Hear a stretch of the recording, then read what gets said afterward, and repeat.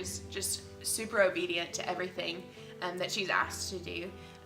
Even when she's asked to go in front of the king, which could get her killed, but she's obedient.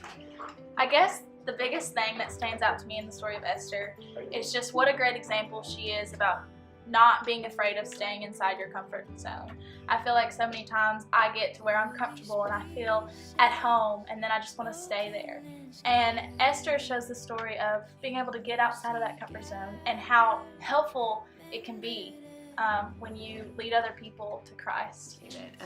She is just very humble, and when the king offers her half the kingdom, she says, if it pleases the king, then, and she doesn't even, this is her moment to step up and say, like, the king has granted her life and said, like, no, you're good. Like, what do you want? You can have half the kingdom. And that was her moment where she could stand up and say, I want you to save my people. Like, I want you to. She could have stood up and told everyone and could have made a big deal out of it, but instead she said, I want to make you dinner. She chooses to be a servant, and she chooses to be lowly and humble herself and say, I want to fix you dinner. I want to talk to you. Esther has always been put up on this pedestal, I think, all throughout my life. And when we talk about Esther, we talk about how great she is and how wonderful she is. And so sometimes it's hard to relate to that.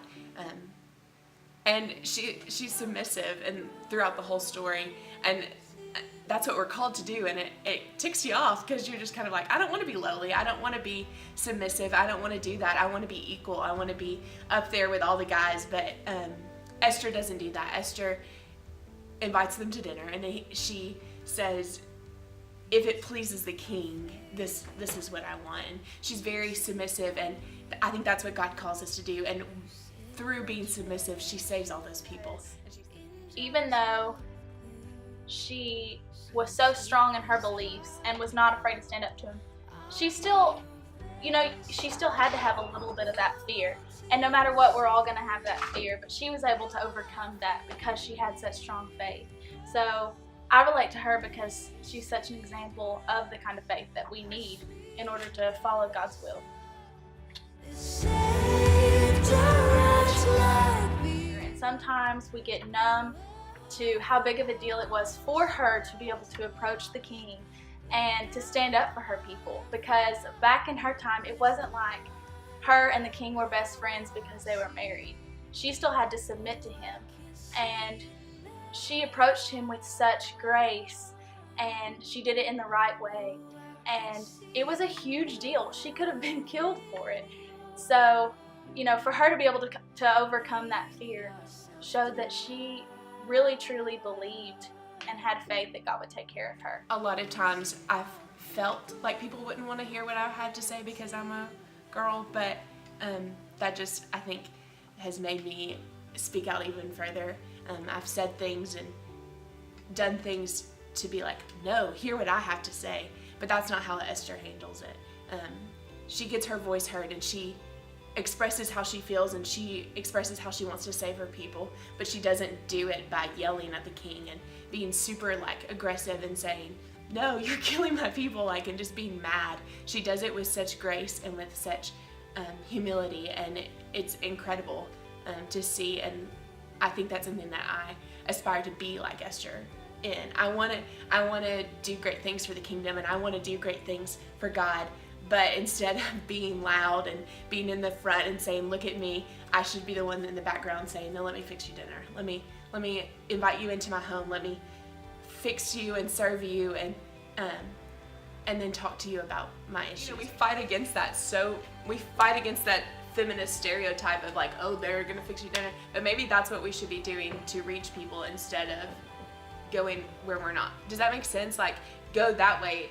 Okay, they want us to fix dinner. Okay, let's fix dinner. Let us fulfill our roles, even if we don't. Instead of being angry at them and fighting against them, we use those to bring Christ, show Christ through us by fixing them dinner, by going into the kitchen and saying, I hate this, but I'm gonna do it anyways because this is what they've asked me to do.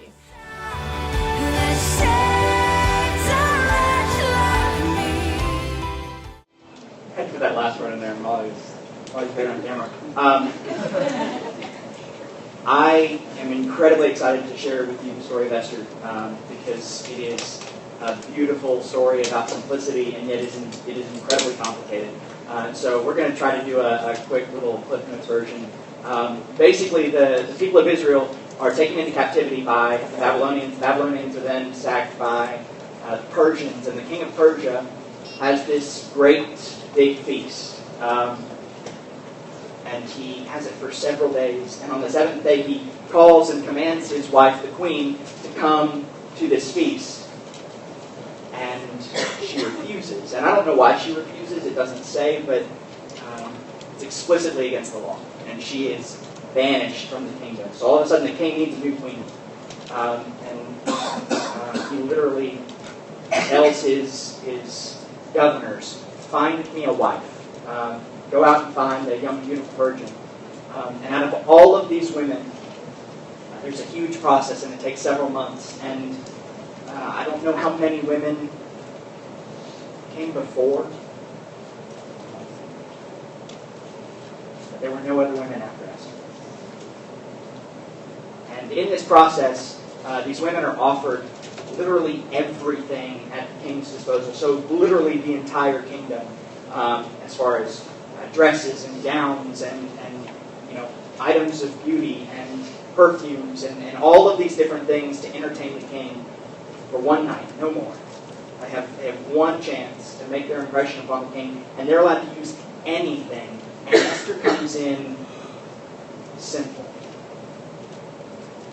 She comes in with her grace and with her virtue, and he falls in love with her because of that. It is an incredible story. But meanwhile, an ancient enemy of the Israelites wants to destroy them. That's pretty typical in the Old Testament. And so Mordecai, her uncle, finds out that this plot is going on, and goes to Esther and says, you need to do something. She says, what can I do? I believe that Esther is the most relatable book in the Bible because God is found nowhere explicitly in the entire book. In the entire Old Testament, God is moving. He is visible. His condemnation is visible. His miracles are visible. And yet, in the entire book, He is not mentioned. And yet, He's moving throughout the entire story, which is relatable to our lives. God doesn't intercede with lightning or a tornado in my life. I don't know about yours, but He doesn't in mine. And yet He constantly moves through it. And I was having a really hard time relating to Esther. I can relate to the story. I just can't relate to her. And so I asked Emily and Molly, do you relate? Like, is there something I'm missing? Is there something about a woman challenging the status quo in a man's world? And I expected them to say something about feeling trapped, something about feeling afraid of going up against a government, going up against a leadership. And I had it wrong the whole time.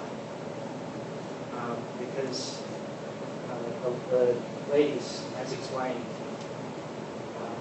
taught me that it's not a story about power. It's not a story about prominence. It's not a story about influence. It's a story about humbleness. It's a story about grace, and it's a story about lowering oneself. And it's a beautiful story. She saves the people. And yet, initially I wanted to talk about fear, about faith, about how the opposite of faith isn't disbelief, but it's fear. It's a fear that is crippling and overwhelming and prevents us from following the will of God. And yet, this isn't a story about a woman's role of submission. This is a story about our role in submission. Submitting to to a path that we probably don't understand fully. Submitting something that's greater than ourselves. Submitting to something that might mean that we have to risk, that we have to sacrifice. And I've loved this series. I love that True and Better video. I love seeing how connected the Bible is and seeing how God is moving through each and every one of His people in order to point to His Son and how His Son fulfills literally everyone's faults. Because in the story of Esther, I see a young girl who's orphaned, who's from a broken family, messy situation, and has no reason to be loyal. And yet I see a manger and I see angels in the heavens, and they're singing joyful songs, and they're inviting shepherds and leaders of foreign lands because there's a Messiah who is born in a lowly situation. He's sleeping beside angels. I see in the story of Esther a woman who brings herself simply before the king and is blessed because of her meekness and inherits an entire kingdom. I see in the story of Esther fear. In Esther chapter 4, Mordecai comes to her and says, "You need to do something." She says, "What can I do?" And he says, "Maybe this is the reason that you've been put in this position." In Acts 16 and 17 and 26, it's one of my favorite passages. Paul is talking to the Greeks on Mars Hill, and he says to them, "God has appointed you in this particular place, in this particular time, as He does with all men, so that you might come to know His glory." She says, "What can I do?" In the story of Esther, I see fear. Fear for one's life. And yet, an overwhelming faith that says, "If I die, let me die. In order to save my people. Not your will, not my will, but your will be done." And yet in the story of Esther, she falls short, and then by no fault of her own, she saves her people and is given mercy before the king. And yet the true and better Esther, Jesus, comes before the leadership and is mocked and is betrayed and is scorned and is shown no mercy, is shown judgment for things that He didn't do, that we deserve. I've asked Landon to sing a song later that we sang on Sunday in Skyline, "Amazing Love." And in thinking about it on Sunday, one of the lines just hit me just right. You know how that works, where you're not even thinking about a subject. I wasn't even thinking about Esther, and yet for my death He dies. She comes before the king, and she invites him to dinner. And she says, "Come to another dinner and invite Haman, a man who wants to kill my people." She says, "Let it be my life, so that my people might live." And in the story of Esther, there is this submission, there is this meekness, knowing that she has the power and yet choosing to serve, choosing to lower herself. It's in the story of Esther that I see the fulfillment salvation for her people. And in the same way that Christ has fulfilled our salvation by sacrificing himself, by actually sacrificing himself, not just risking his life, but by actually giving. And I've loved this series, seeing how Christ fulfills all of our faults and all of our failures, that Christ moves throughout the entire Old Testament and New Testament in a way that inspires. And so, as we sing,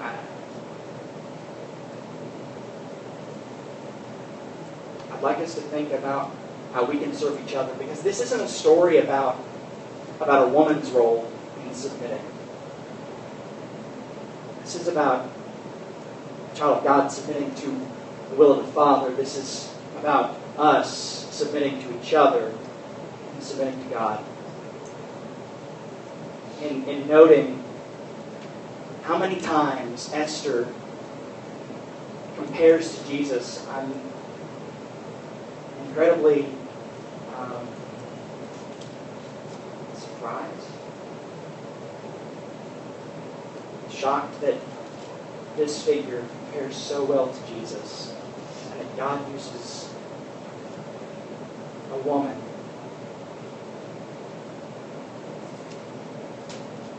He doesn't use power, but he uses humility.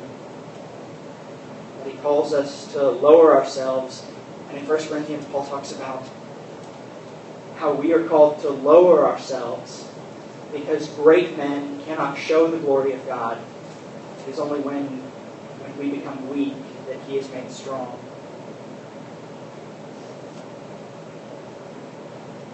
And so, what would the world look like if we submitted to each other? If we cared about each other?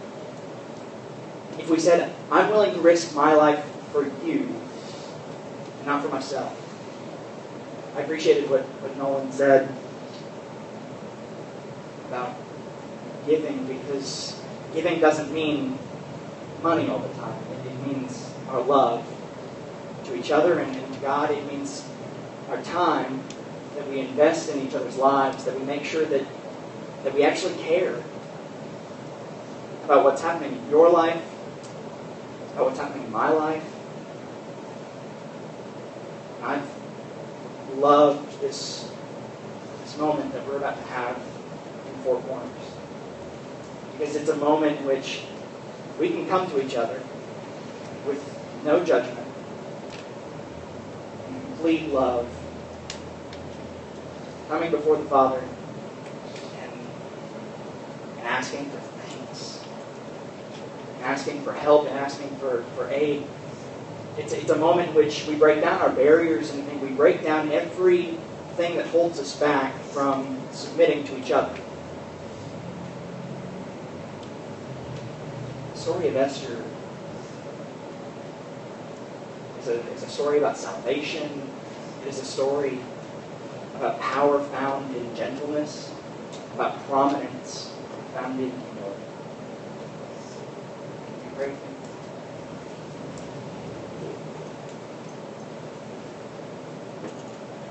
Dear Lord, I ask that you inspire us.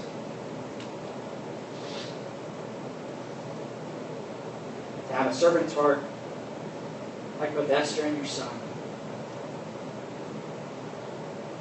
Lord, I ask that you allow us to humble ourselves to you and to each other.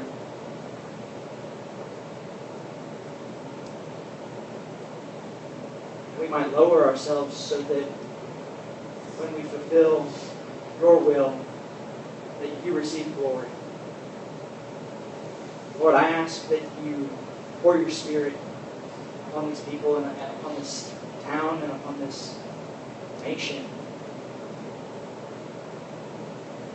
so that we might find and uncover new ways to serve each other.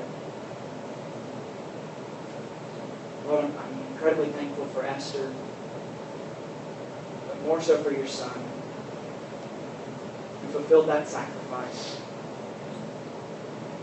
who received no mercy, offers us an incredible grace. Lord, thank you.